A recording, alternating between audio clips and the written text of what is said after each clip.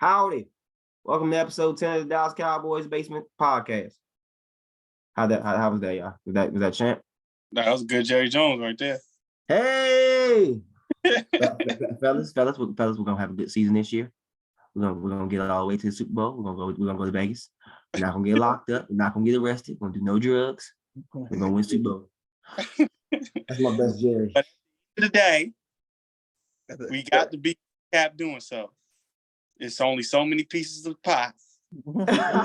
Straight to the cap. Don't forget, and I'm not trying to be trite. We don't want to be trite around here. I love when Jerry hang his nuts. He be like, well, when you sign the checks, you can tell me what to do. I be like, oh yeah, Jerry.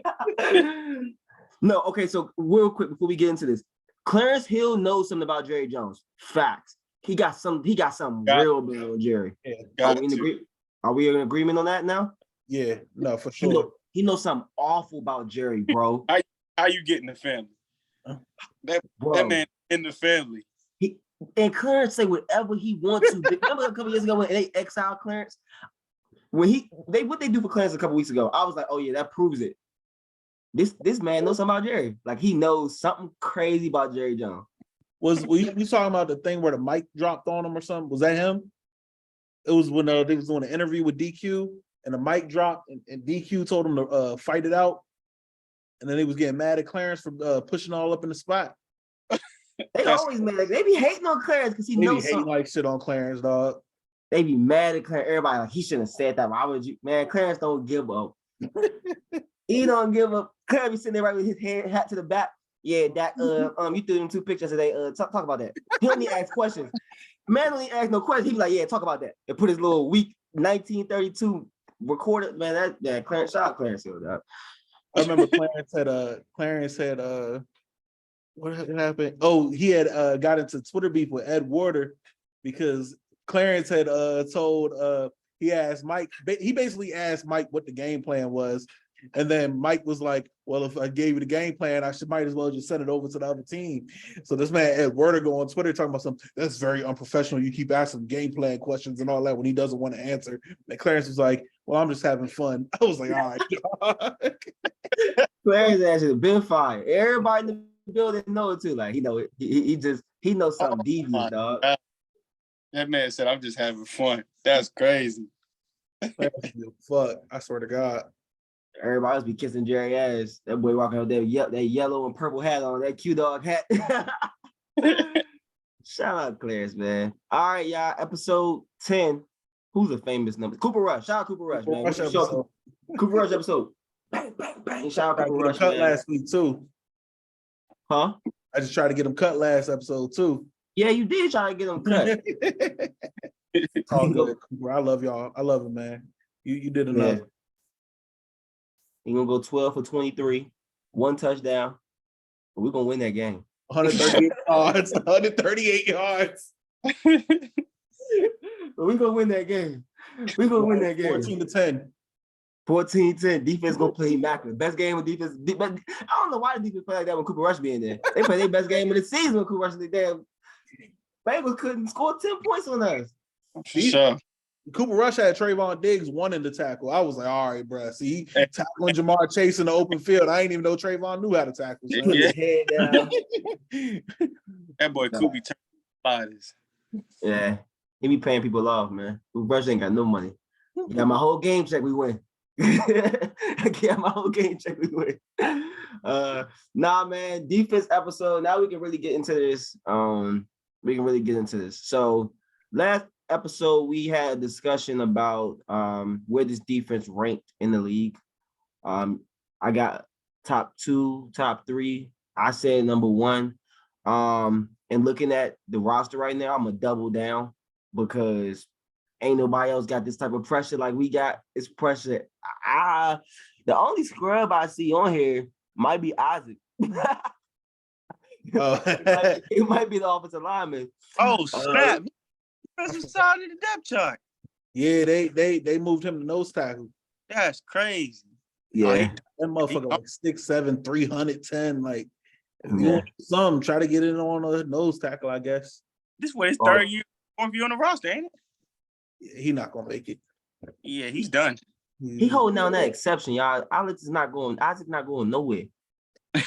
That's that money down in Mexico keeping him on the roster. So they keep him on the practice squad, and then hopefully one day we be like 13-3, and they could call him up for the last game to play in.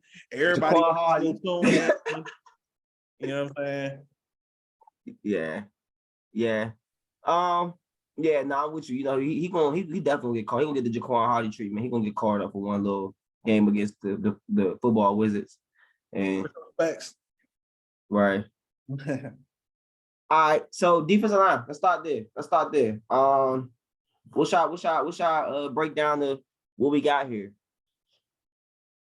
I mean, I start with the edge duo, man. I think you got probably the best edge duo in the league right now, D-Law and Micah Parsons. Yep. And the guys got falling in behind them. I think they constitute one of the best edge groups in the league. So I'm really hopeful for D-Law and Micah Parsons this year. Statistically, I think we should be seeing probably one of the best years they have. And the reason that we'll probably get to that a little bit later. Another guy on the defensive line. But, you know, Sam Williams and who's that, Dorrance Armstrong. Just the good depth. I mean, this is probably the best shape that I've seen in the Cowboys pass rush in terms of a full ecosystem in a while. Me and my brother were just talking about this, actually. Would you prefer to have the depth that we have now, where it's like waves of guys, or would you like to have 3 top guys like you did in 2021 where you had D-Law, Micah, and Randy Gregory? I like the depth. You like to have waves? Yeah. I think the fact that our 5th string DN is Dante Fowler, who had 6 sacks last year, I think. Was it 6 or 8? 6, right? Something like that. 6. 5, 6 or 5, something like that. And then you got Chauncey, who provides not just edge depth, but interior defensive line depth. I mean, no, this is insane. Right. I would say we were a little skewed in how we were built in 21, just because we were edge dependent. We were NASCAR kind of dependent. We were with this defense. I just think you have interior guys. If you still had the same problem of no Mozzie, no Hank, then and Quentin Bohanna is your one DT, I'm still like, bro, we in the same position. You know what I mean? I think those 2 big boys there pretty much change everything. Like we talked about this at nauseum, but we've had the same issues with the interior of our defense since 2018. I mean, they go probably detail way before that, but teams have been exploiting it for the last 5 years. And so now I think having a Mozzie Smith, which I gotta give you a lot of credit, Nick, you probably owe you some credit too. Draft day, I'm like, you know what I mean? I like Mozzie, but I don't know. You guys are banging on the table all night, and now looking at where that puts us, that's a way better pick than the Jahmyr Gibbs. Like, I mean, that's super clear at this point. So I'm excited about the group. I think the group has waves, but they also have, you know, situations. You know what I mean? More than waves. It's not like we're just throwing them out there like you go. It's more like, okay, down the distance, team and situation, and we can put the personnel in place to match who we're going against. And that's the first time we could do that ever that I can remember. Yeah, it's the most complete Dallas defense that I've seen. Just from the front 7, and we'll get to the back 7 guys, but you know, just that front 7 is just so solidified. You really see, it's visual. You can see like teams are gonna have a hard time even running the football in Dallas this year.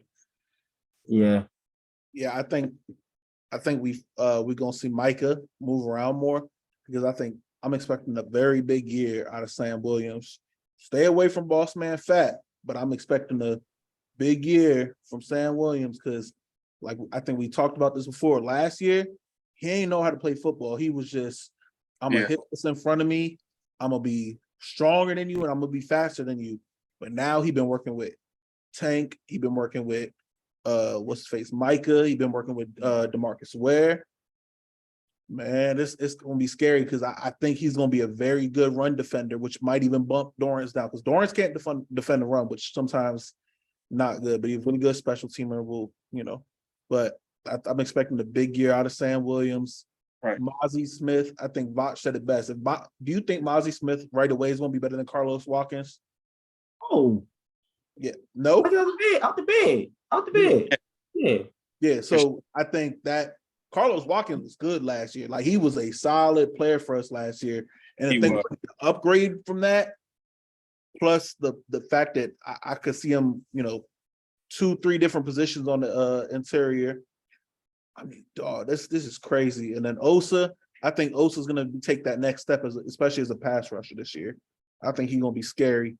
And then you got Chauncey, like we said, play everywhere. I think Junior Fihoko, he's gonna turn some head.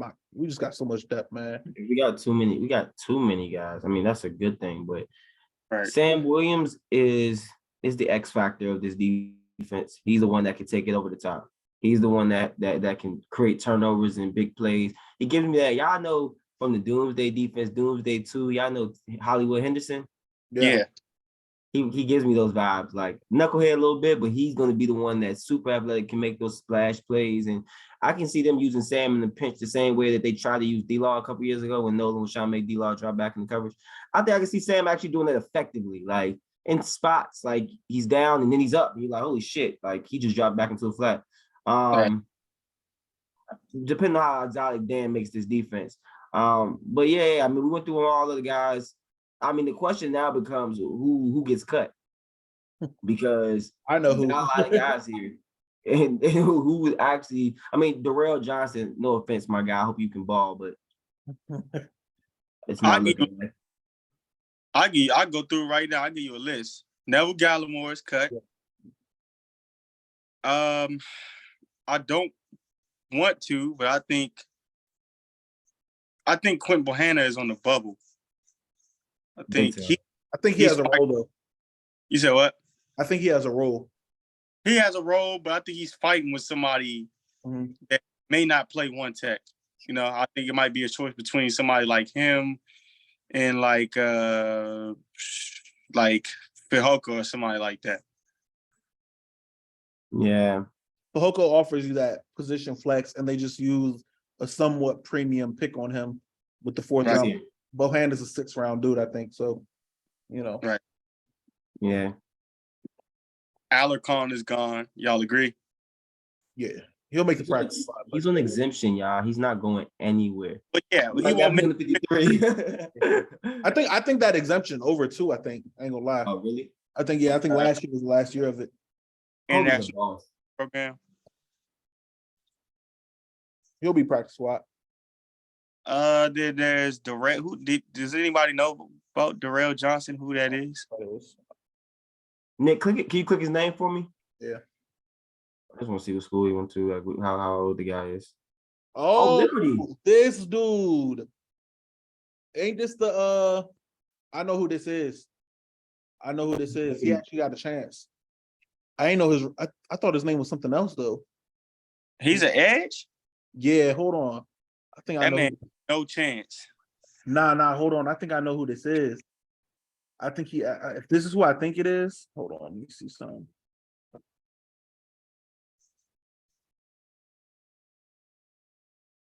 See, is this him? Bro, I want his college stats, yo. Oh, here it is.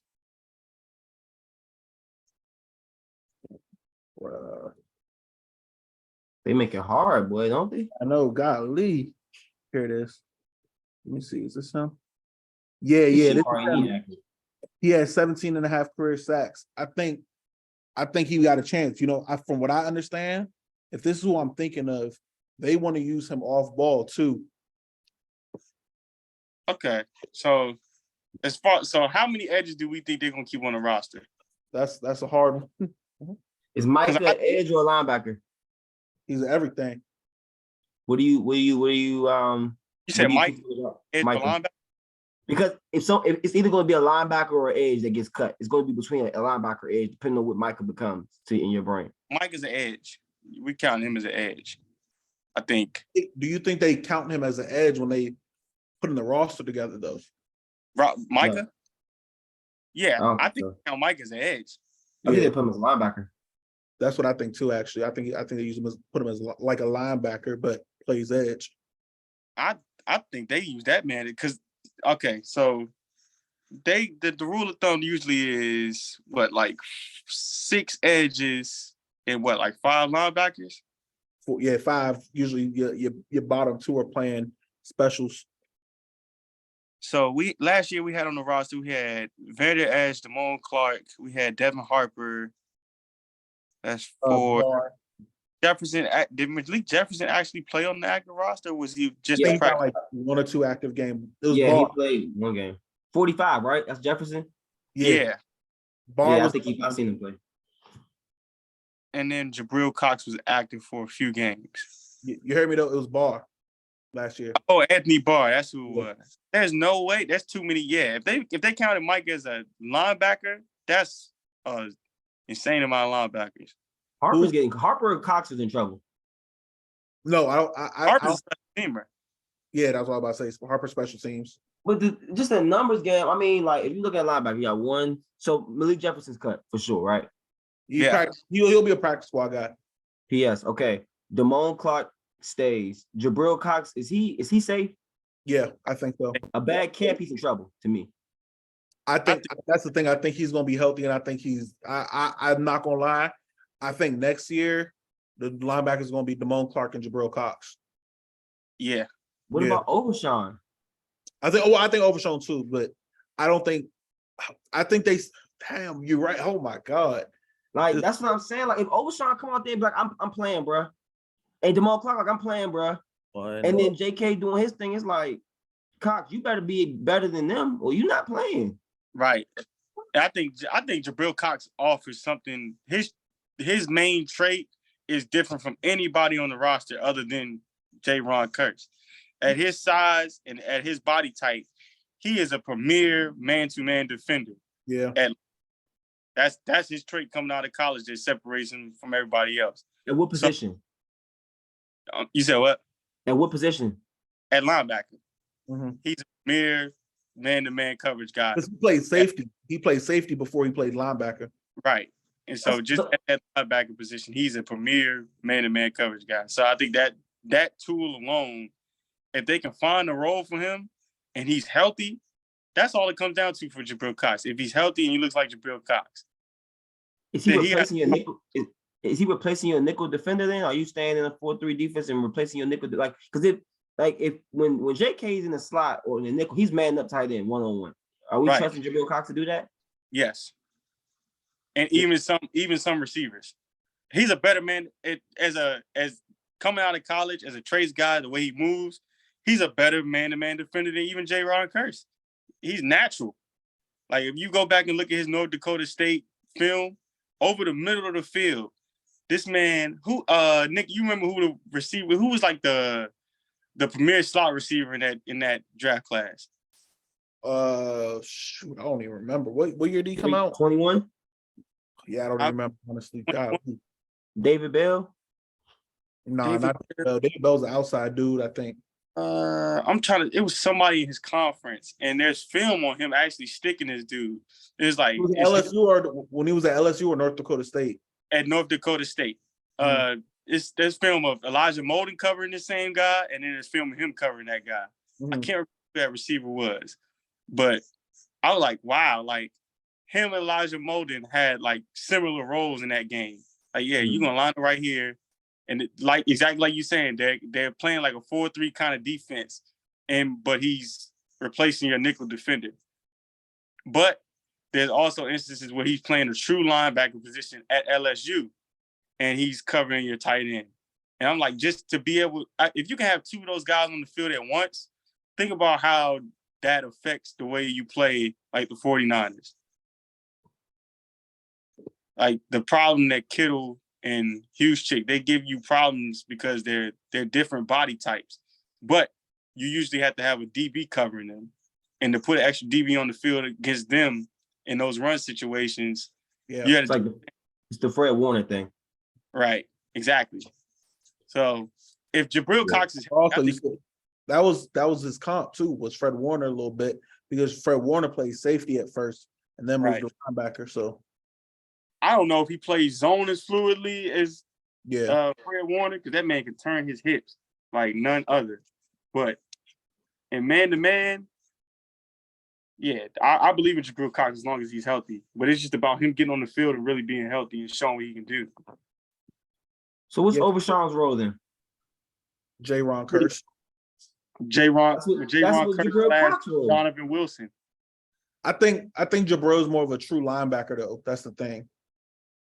I think Deshaun is more of a true. I think Demario Overshawn is a more of a true line. I think I agree. Jabril Cox is a DB in a linebacker's body. Yeah. But Overshawn is he's more Wilson. He's going to crash into shit. Yeah, He's a disruptive player.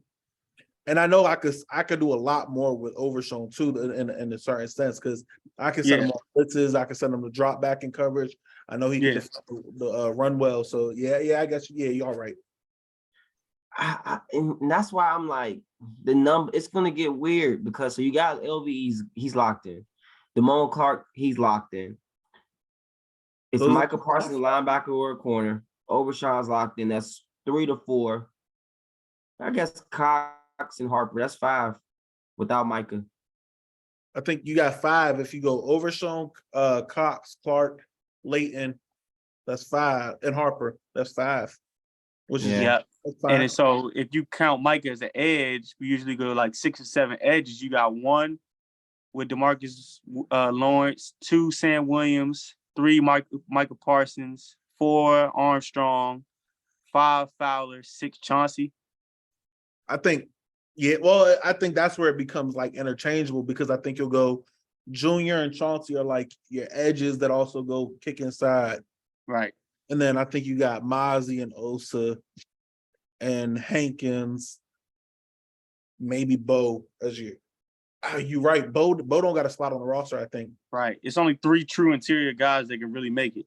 And then because you got Junior, like I said, Junior and Chauncey gonna go kick inside at times. Yeah. Yeah. So who's the bubble guy? Besides Neville, of course, and Isaac's not on the team. I guess whoever Darrell Johnson is. Yeah, Darrell Johnson and Quentin. Quentin's the guy. So he.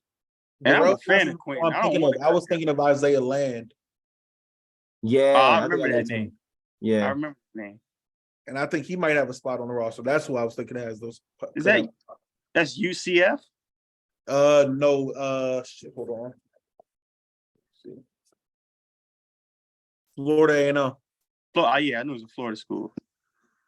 Who's the other guy that we ended up getting last year from Liberty? I don't know anybody. We got Marquise Bell from Florida A&M too. We had another guy from Liberty last year. He was Story Jackson. Story Jackson. You know what I'm talking about? Yeah, I know. Yeah, Story Jackson. How do you remember that name? I don't even remember that guy. Yeah, I didn't remember about him either. He was a hitter, man. We got him at Liberty last year, but I guess he's not on the roster anymore. Yeah, okay. Now we get to have some fun though, y'all. Let's have some fun. Let's go into that back floor, that DB room, and that's DB room in a football in the nation. In the nation, the best DB room in the NFL. So far. The cream of the crop, man. The cream of the crop. It starts with Hey Honcho. Who's Hey Honcho? It's Gilmore. I was gonna ask. I think it's Gilmore. Gilmore's the top. Trayvon's the leader of the DB room, but I think our best corner is Gilmore. Yeah, me too. Are y'all serious right now? I'm dead serious. Do you see how good that man was last year with no pass rush? Mm-hmm. He's the best corner on the league. He's the best corner on the team. Do y'all know how good Trayvon? Okay, so question. So you think Gilmore's the best corner in the league? Then, if you're saying that, no, not in the league. Who's better than him? Just outside the top 5. Who's better than Gilmore? There's Patrick Surtain. Yeah. You think Patrick Surtain better than Trayvon Diggs? Hell, yeah. Hell yeah. Patrick Surtain the top 2 corner right now. Patrick Surtain is that man. Somebody tore Surtain up the last couple of weeks of the season. Bad. Who was it? Somebody did. I found. Don't worry about it. Keep going through all Show me the DBs. proof. Somebody tore Satan up for sure. For sure. I know he had got beat by Tay Adams on one play, but that's really it. That's Tay Adams. Yeah, that's Tay Adams. You can't get mad at that. So keep going through your DBs better than y'all are lunching right now. It's Sertan. Sauce. Jalen Ramsey. Jalen, what the? Jalen Ramsey's a better. Jalen Ramsey has asked way more than Stephon Gilmore. He's asked way more of than Stephon Gilmore. Jalen Ramsey not okay. So first of all, I don't think Stephon Gilmore better than Trayvon Diggs. This is really just a big up Diggs. You think Jalen Ramsey is way better than Trayvon Diggs? Not way better. Trayvon Diggs is out. He get cooked all the time. But we don't bid no other DB like we bid Trey. I go to war for Trey because we watched Jalen get 12 for entire playoffs. He lost. He tried to lose in the Super Bowl in every single game they played, including the Super Bowl. I'll say though, I think Ramsey his play starting to diminish, but I think him playing for Fangio, I think it's gonna help him. Watch, Jalen Ramsey is still that's what I'm saying. I think him playing for Fangio is gonna help him out a lot. But that's crazy. Jalen Ramsey is still that dude. If I had to go off of what I saw last year, Trayvon was probably better than Jalen. But if I'm going off of what I think will happen this year, I think Ramsey gonna be better.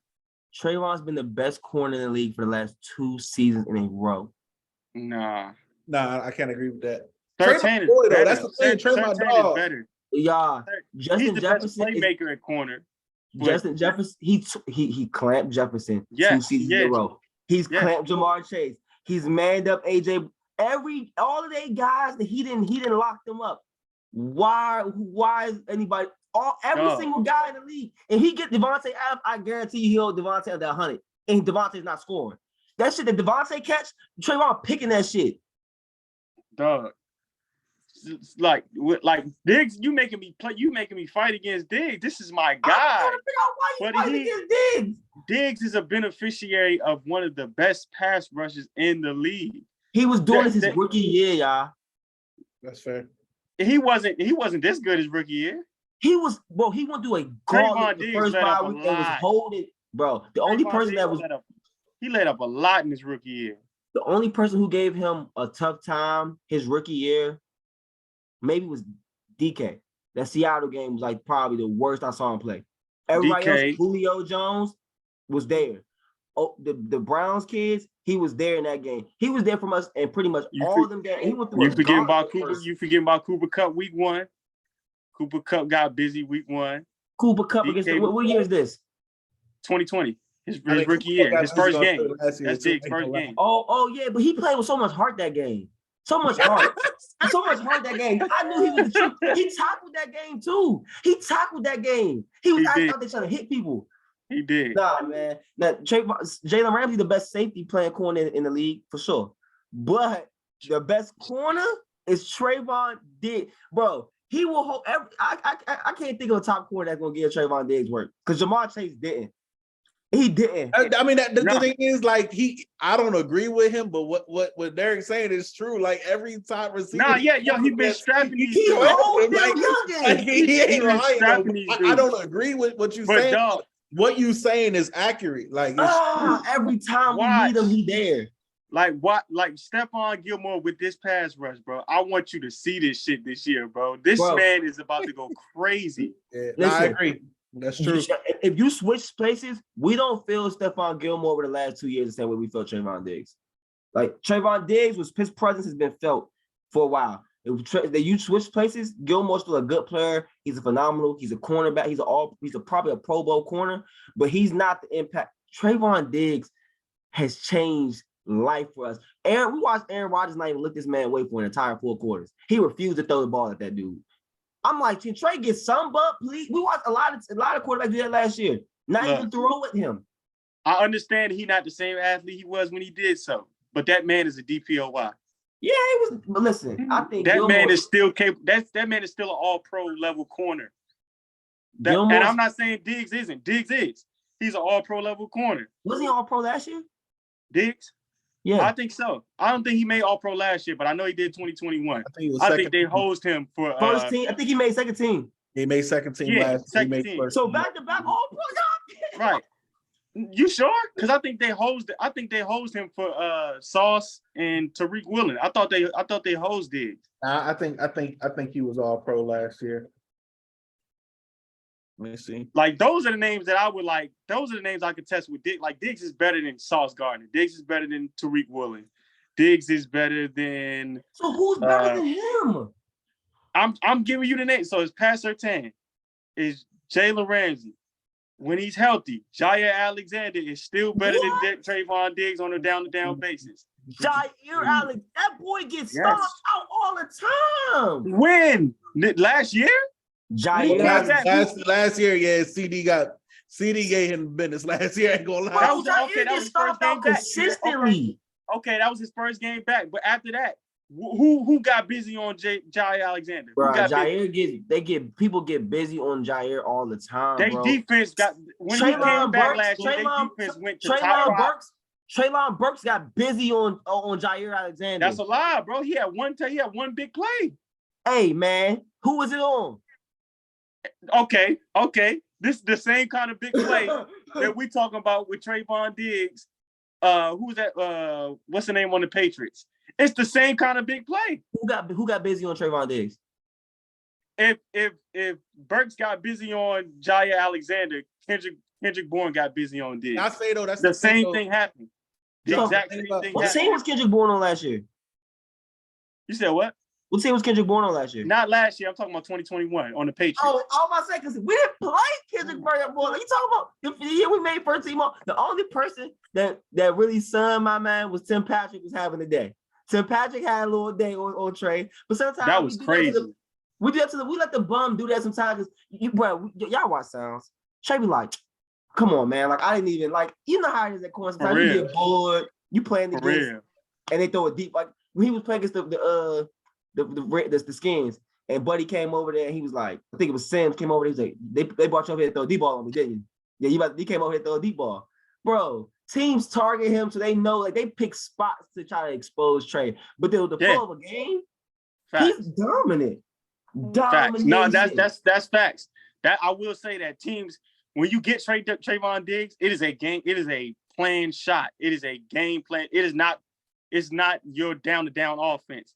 He recognizes your down to down offense. Yeah, he's dominant. That's what I'm saying about Stephon Gilmore is the same strength. That man is about to be an all-pro this year. Diggs may very well be too. Was he all-pro last year? Who? Gilmore. I don't think so. So he gonna be all-pro because of the guy on the other side? Because of the pass rush he's playing with, I believe so. That's what I think it is. I think, the guy on the other side, that it helps. I think they both mutually beneficial to each other. But I think, like Trey Diggs, AB was a cool player when Trey Diggs was there in 2020.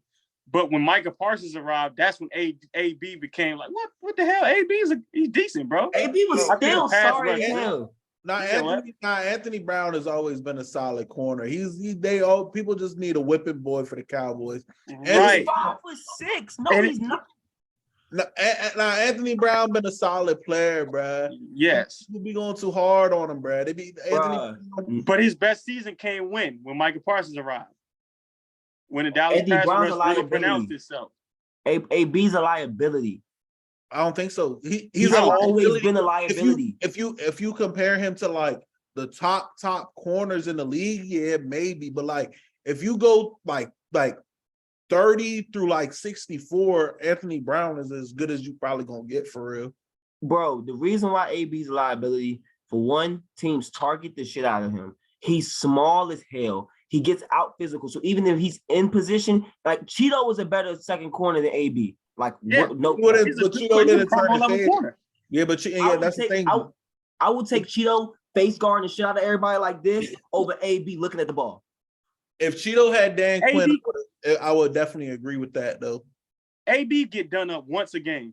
Yeah, it's a big ass play. It's a big ass play though. It's like a touchdown. That's fact. But you gonna get targeted. Play. That is fact. Me and my brother say that all the time. You gonna get targeted with Trayvon Diggs on the other side, bro. Can y'all imagine AB on Cooper Kupp, dude? That's a 250 yard game. He never had the guard the best, huh? It happened. I ain't have to imagine it. He did well. When? When? He did 2020. He did well. You just told me he cooked Trayvon Diggs the whole game. He did. And when AB come having this joint, how many y'all come having this joint? Because I he can't have listen. 100. He didn't have 100. It's not like he had 100 and he had like 80, 90.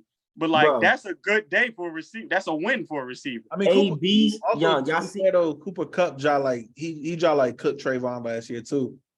He had that nice slant to the crib, which happens. That was a bad play call. Like that was a bad. I would say that was a bad play call, but Trayvon like got put in the mix on that joint. It was 0, right? Huh? Yeah. No, it was 1. It was 1 on the deep crossing. Yeah. It was It was on the crossing joint, and then Trey got put in the mix. The hardest route to cover in the whole league. That's a 40-yard dash. Yeah. They put Trey in a terrible position. They did. I'll give him that, but he also put Trey in the mix at the same time, though. So, Al, as a corner, this is the hardest thing to do in the world. And we stay here, and Trey been in this his whole career. We've been in cover 1, cover 0, man up his whole career, bro. We have not ran man. So that's why I take him, because I know I can put him on your best corner, and you can't give me no Richard Sherman talk. You can't give me. He sit out there and play man coverage like. Some of the names you name, I'm not really rocking with. Jair, get him out of here. I take the Philly dude over there. My boy Detroit.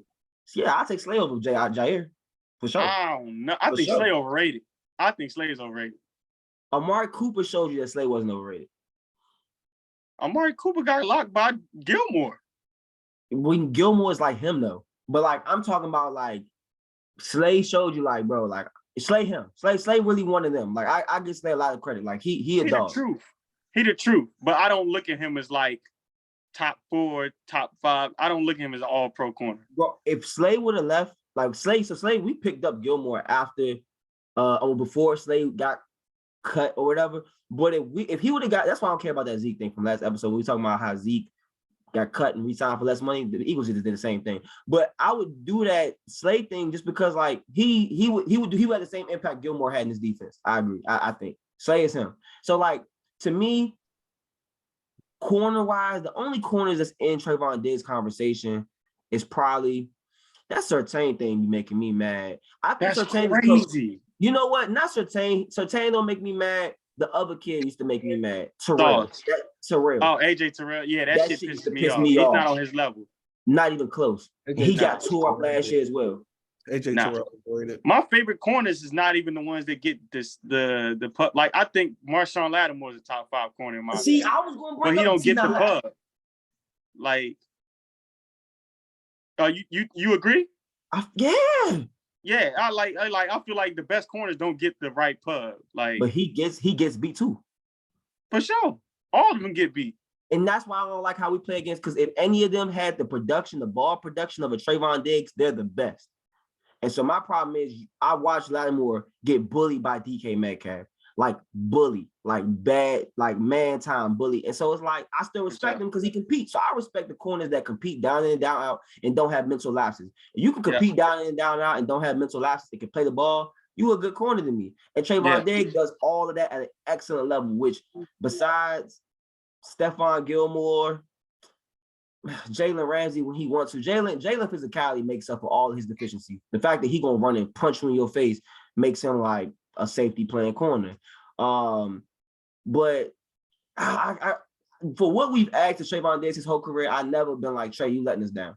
Every time, and so that's why I'm like, he's one of the best at his position. Like I feel like Trayvon Diggs, pound for pound, is one of the best players on the football team. He's a top 5 player on the Cowboys, in my opinion. Like there's no way I'm disappointed with Trayvon Diggs. I just don't like either he's right at the bottom of the top 5 to me, or he's just outside of it. You think that's how I feel. 5 corners? At least like 3 or 4. Like, and Stephon Gilmore is one of them. That's all I'm saying. Like, I don't think he's better than Surtain. I don't think he's better than Jalen Ramsey. I don't think he's better than Gilmore. And like, I feel like he's fighting with like Marshawn Lattimore. That's how I feel. Trayvon Diggs would he's better than Marshawn. I think if Marshawn Lattimore was a Cowboy, I think he would go crazy. Not better than Diggs. He wouldn't be better than Diggs. Like if you switch spots. And not in terms of that same defense is very good. Get as many picks. He wouldn't touch as many balls. I think down to down, I think he's a more consistent man-to-man cover guy than Diggs. Diggs is great. I think Diggs has an influence on quarterbacks that just they don't want to throw his way. But and you could argue that that's what makes him the guy. Like at the end of the day, if this quarterback don't want to throw it to him, then I guess he's the guy. But I'm talking about like down to down. Like if you look at it on the film, like who's winning these reps, even the reps that don't necessarily matter in the grand scheme of things, who is winning these reps down to down? I think Gilly's still one of those guys. So I say like this, and we can move on from Trey. We've been sitting here, but what I say is like, okay, Gilmore fundamentals. He's like Jordan. His fundamentals as a corner are bar. There's no one that has the fundamentals of a Stephon Gilmore in the league at corner, Right? And that's his testament to his days with Belichick. I think in Buffalo, he showed traits of that guy. He's always been a physical, but when he got with Belichick and really locked into the technique of playing corner, he made his game super solid, right? Only time you can really beat Gilmore is with super twitch. You got to be super twitchy to beat him, or Devontae Parker. But if you go, if you looking at a Trey, he's straight instincts. So sometimes I already know why Trey did what he did because he played off instincts, and sometimes people use that against him. But his instincts are so good that like, if you watch his one-on-ones against like his brother, I love watching those videos because I've seen him jump on routes before they like he jumps on routes. Right. And like a lot of corners, like Gilmore's a reactive corner. He just has such good fundamentals that he's always there. Trey be jumping on routes, and I'd be like, bro, how did he know to jump? He takes so many big risks. It's like it's a risk reward game, but the win is always big. He a gambler, but that's my point. I feel like Gilmore is the same. Like you watch Gilmore go over like the method to his madness. It's the same. Like he uses the same mindset. Like he's reading the splits of the offense. He's reading the down and distance. He understands your tendencies, what you want to do in this situation, and from there, like I think Diggs has to be predictive. That's the way he has to play. I don't think so. Preemptive. I think he does that because the reason I say this is because if you look at 2021 versus 2022, Trey, he played completely different. 21, he was jumping everything. 22, he heard all that noise and he didn't want to give up all them yards. So I watched him not take as many chances. I'm like, Trey, you could have picked that, but you sitting here, you don't want to hear the noise, so you settle for the PBU.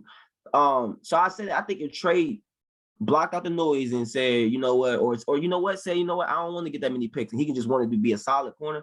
I think Trey could play corner, man corner, get 3 picks, and not give up no yards. I really thought he could be that guy. Because he's so tall, he's not gonna get bullied. He's so athletic, he can move, good feet, good hips, good eyes. Like it's no really way to beat Trayvon Diggs, besides a double move. So if he takes out the mentality, I'm jumping everything and I'm gonna just stay in your hip the whole time, he'd be like he'd be Darrelle Revis. But I like the ball production because what that does for our teams gets the offense back on the field. And I want him to be Deion Sanders. So it's like I'd be cool with him jumping shit. Like, forget it. I don't care. As long as they don't score, let's do it. For sure. I'm with all that. With all that. What y'all think about the safeties? The safeties? Nick, we'll let you go, man. We've been arguing for like 10 minutes. Yeah.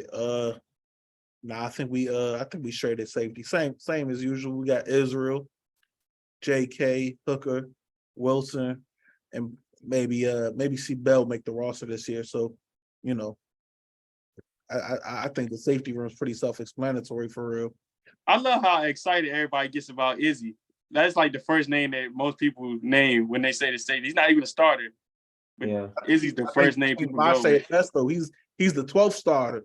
Right. You know, they got a role for him and whatever they need from him that week, he's gonna be there. And I think he's ready to ball out. I think it's gonna be a big year for him.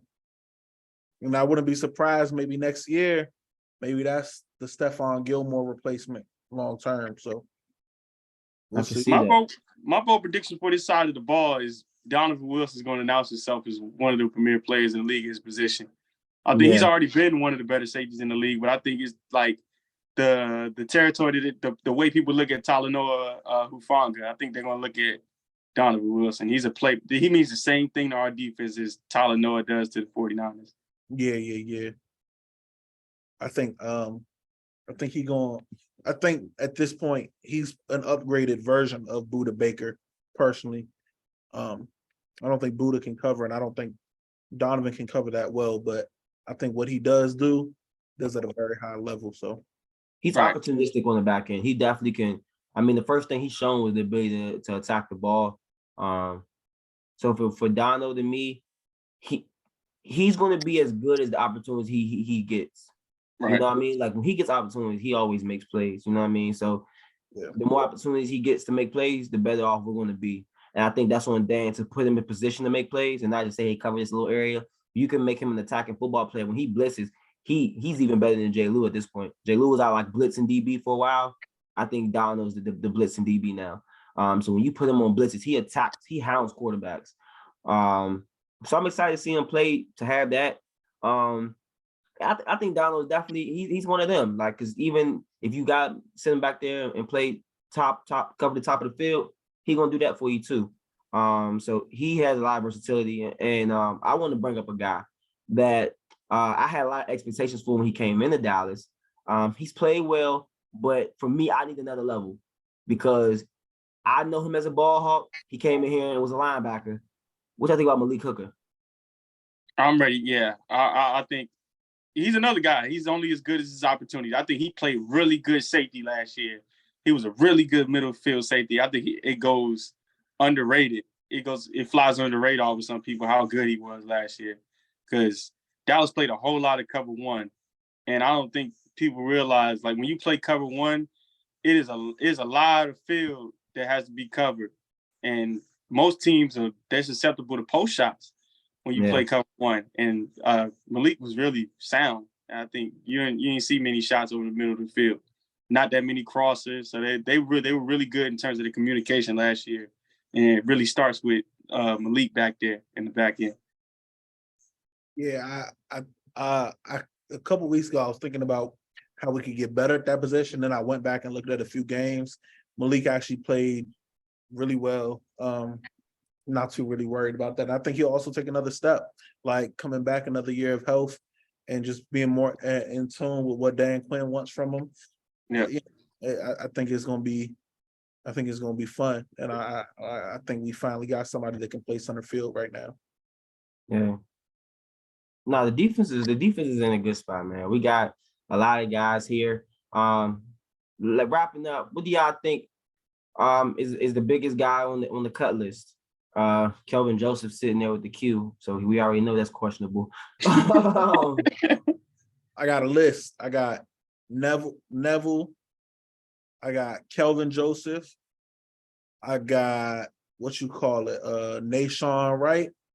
And I've been saying these two dudes to watch out for could be a surprise. I got Dorrance and I got Jordan Lewis. Watch on that, I think, because they cut Jordan Lewis. I'm a riot. I will too, but I think they got a lot of dues to pay, and saving $5 million will help that. So For sure. I don't think it's smart to cut Jordan Lewis, but I think it's something to watch though. I got Neville Gallimore. That's the one guy I'm confident in. Yeah, he probably won't make it this year. I think it's time. Jordan or Boss Man, one of them's getting cut. Boss man. But I mean, like the argument y'all like to make, special teams, because if you run into a situation where you feel great about your corner situation, you got Eric Scott has a great camp. You end up with Gilmore. You end up with, so we usually take about 4 corners, right? Yeah. Which I say four corners. not like 6, right? Oh, you talking about total? Yeah. Like 6, 7. So we take, I say that to include Izzy. So Izzy's gonna count. So we got Gilmore, Trey, Izzy. To me, Izzy's a corner. That's 3. Scott staying. You have 4. I think Scott gives you special teams value too. Is Boss Man or Jordan at that point? Oh, Deron Bland. So that's 5. And then you got Nashawn, Lewis, and Joseph. And it's just gonna come down to who plays the best to me. I mean, I love Jay Lou. Huh? Jordan is an old starter. You think Jordan's starting over? You think so? You sitting Bland down? No, I'm saying he's a starting level player. So like, I'm just saying, like, I've seen Nashawn Wright on the field. I wouldn't take him over Jordan Lewis. They What am showing I keeping? If I'm keeping a start, if I'm trying to keep 4 starting level corners, why would I keep it? I'm not keeping Deshaun Wright over Lewis. So what did Jay Lou tore his Achilles, right? No, he broke his foot. He broke a bone in his foot. but it was bad. He said the doctor ain't never seen a break like it. Right. That's dangerous to me. It's just the optics. I won't say because of who Jordan Lewis is. I love Jay Lou, but just the optics of the situation, him being what, 27, 28 years old at this point, coming off a bad foot with money that we need, that's not a good space to be at, dog. You better come back and you better be, I mean, the best that you've ever been at this point, because if it's any drop off, it's gonna get a little funny looking, I think, for Jay Lou. I don't think he's in a good position at all right now. If he doesn't look like himself, I think the corner room is in more trouble than we think, man. Adding Gilmore helps because all you need is, and you got Bland, so you got your guys, and if you can get Scott or Joseph, somebody has to be a starting level, like one of those guys that's unproven. They have to prove themselves as a starting level corner to feel good about the room. I think that'll be Izzy though, because we've seen Izzy. We've seen that in the playoffs. It's Izzy in a slot role too. Yeah. So yeah, Izzy makes it uncomfortable. No, Izzy J. Lu's solid, but the fact that you have Duran in the slot, you just added a premier level corner, and then you got Izzy that can do pretty much everything for you in the pinch. You want to keep that Scott guy if he can participate, and then you try to give your young guys a chance to, like, this is your last chance for somebody will come to play. Hopefully, you got to keep Goodwin too. I don't know if he counts as a defensive spot. So he makes some numbers funny somewhere. We gotta figure out where that number. Nah, what they gonna do is they gonna cut him, and then they gonna put him on the practice squad and do the little thing where you call him up and then bring him down and all that stuff. Just keep him on and eventually add him to the 53. Yeah, I can see it. Yeah, all right, that makes sense. So it's gonna be a numbers game, man, because you got a lot of safeties, you got a lot of corners, and Dan gonna do his thing. But hey, we'll see, man. We put prayers up for J. Lou because he's in a dangerous spot. So yeah, man. Hey, man. Episode 10, man. Defense. We going to camp, dog. How long we got left? We got about a week.